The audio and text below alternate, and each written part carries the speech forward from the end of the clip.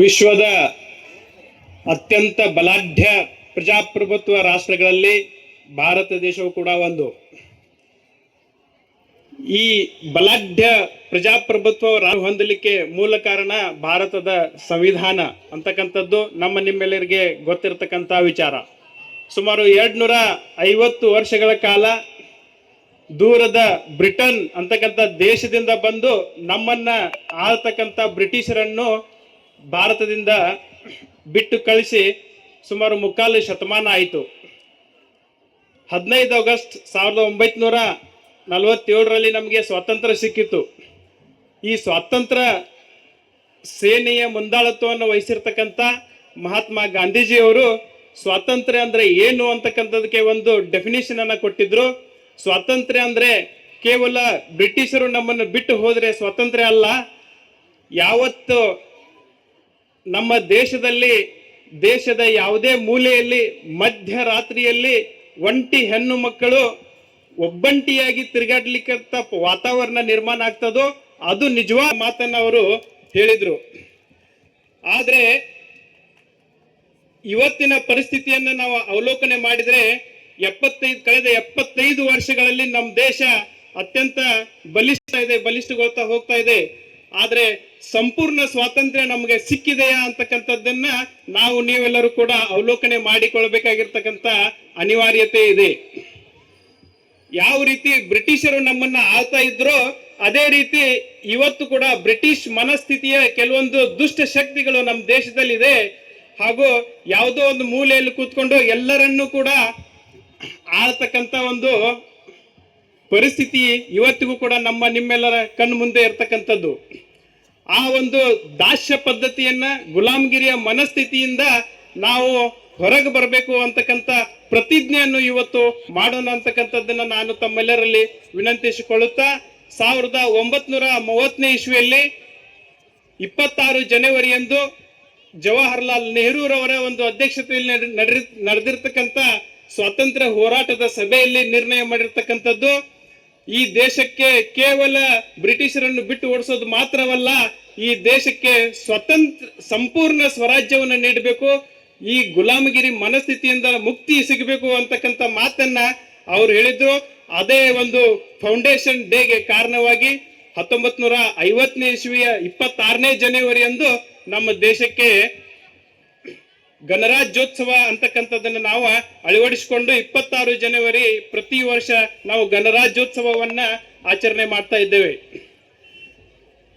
ಈ ದೇಶಕ್ಕೆ ಸಾಕಷ್ಟು ಜನ ಸ್ವಾತಂತ್ರ್ಯ ಪೂರ್ವದಲ್ಲಿ ಕೊಡುಗೆ ಕೊಟ್ಟಿರ್ತಕ್ಕಂಥದ್ದು ನಿಮ್ಮೆಲ್ಲರ ಕಣ್ಣು ಮುಂದಿದೆ.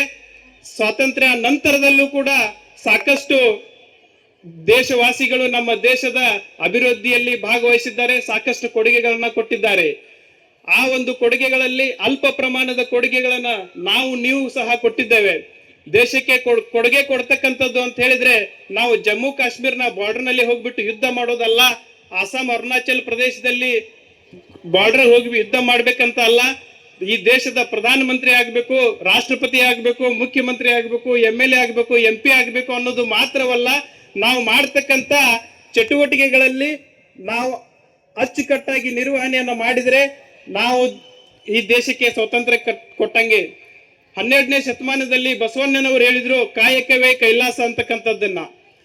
ಕಾಯಕವನ್ನೇ ನಾವು ಸಂಪೂರ್ಣ ಅಚ್ಚುಕಟ್ಟಾಗಿ ಶ್ರದ್ಧಾ ಭಕ್ತಿಯಿಂದ, ಪ್ರಾಮಾಣಿಕತೆಯಿಂದ, ನಿಷ್ಠೆಯಿಂದ, ನೈತಿಕತೆಯನ್ನ ಒಳಗೊಂಡಿರ್ತಕ್ಕಂಥ ಕಾರ್ಯವನ್ನ, ನಮ್ಮ ಸೇವೆಯನ್ನ ನಾವು ಸಲ್ಲಿಸಿದಲ್ಲಿ ಈ ದೇಶಕ್ಕೆ ಕೊಟ್ಟಂತ ಅದು ಕೂಡ ಒಂದು ಪ್ರಕಾರದ ಕೊಡುಗೆ ಅಂತಕ್ಕಂಥದ್ದು ಮಾತನ್ನ ನಾನು ಹೇಳಬಯಸುತ್ತಾ ಈ ಒಂದು ಅದ್ಭುತ ಕಾರ್ಯಕ್ರಮಕ್ಕೆ ಸಾಕ್ಷಿಯಾಗಿರ್ತಕ್ಕಂಥ ಈ ಧ್ವಜಾರೋಹಣ ಕಾರ್ಯಕ್ರಮವನ್ನು ನೆರವೇರಿಸಿಕೊಟ್ಟಿರ್ತಕ್ಕಂಥ ತಾಲೂಕಿನ ದಂಡಾಧಿಕಾರಿಗಳಾಗಿರ್ತಕ್ಕಂಥ ಶ್ರೀ ಶೈಲೇಶ್ ಪರಮಾನಂದ್ ಅವರೇ,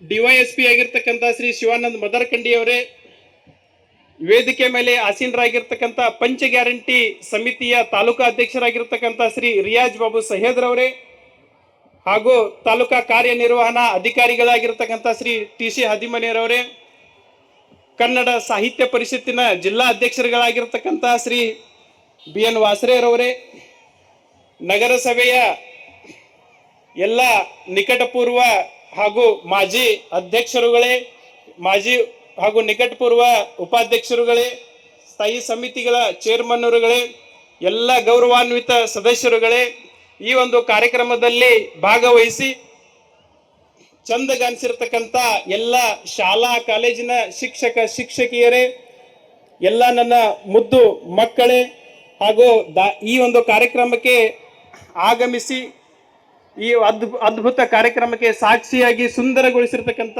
ದಾಂಡೇಲಿ ನಗರದ ಸಮಸ್ತ ಸಾರ್ವಜನಿಕರೇ, ನನ್ನ ಪತ್ರಿಕಾ ಮಿತ್ರರೇ, ಹಾಗೂ ಅವರಿವರು ಎನ್ನದೇ ಪ್ರತಿಯೊಬ್ಬರಿಗೂ ಸಹ, ಹಾಗೂ ವಿಶೇಷವಾಗಿ ಎಲ್ಲ ಸರ್ಕಾರಿ ಶಾಲಾ ಕಾಲೇಜಿನ ಸರ್ಕಾರಿ ವಿವಿಧ ಇಲಾಖೆಗಳ ಅಧಿಕಾರಿ ಮಿತ್ರರೇ, ಸಿಬ್ಬಂದಿ ವರ್ಗದವರೇ, ಹಾಗೂ ಮುಖ್ಯವಾಗಿ ಈ ದಾಂಡೇಲಿ ಹಳಿಯಾಳ್ ಜೋಯಿಡಾ ವಿಧಾನಸಭಾ ಮತಕ್ಷೇತ್ರದ ಜನಪ್ರಿಯ ಶಾಸಕರು, ದಾಂಡೇಲಿ ನಗರದ ಅಭಿವೃದ್ಧಿಯ ಹರಿಕಾರರು ಆಗಿರ್ತಕ್ಕಂಥ, ಈಗ ತಾನೇ ತಮ್ಮ ಶುಭ ಸಂದೇಶವನ್ನ ಸಾರಿರ್ತಕ್ಕಂಥ ಸನ್ಮಾನ್ಯ ಶಾಸಕರಾದ ಶ್ರೀ ಅರವಿಂದ್ ದೇಶಪಾಂಡೆರವರೇ, ಅವರಿವರೆನ್ನದೇ ಈ ನಮ್ಮ ದೇಶದ ಅಭಿವೃದ್ಧಿಯಲ್ಲಿ ಪಾಲ್ಗೊಂಡಿರ್ತಕ್ಕಂಥ ತಮ್ಮೆಲ್ಲರಿಗೂ ಕೂಡ ಈ ಒಂದು ಕಾರ್ಯಕ್ರಮವನ್ನು ಅದ್ಭುತವಾಗಿ ನೆರವೇರಿಸಿಕೊಟ್ಟಿರ್ತಕ್ಕಂಥ ಈ ಕಾರ್ಯಕ್ರಮಕ್ಕೆ ಸಾಕ್ಷಿಯಾಗಿರ್ತಕ್ಕಂಥ ತಮ್ಮೆಲ್ಲರಿಗೂ ಕೂಡ ವಂದನೆಗಳನ್ನ ಹೇಳ್ತಾ ನನ್ನ ಎರಡು ಮಾತುಗಳನ್ನು ಮುಗಿಸ್ತೇನೆ. ಧನ್ಯವಾದಗಳು.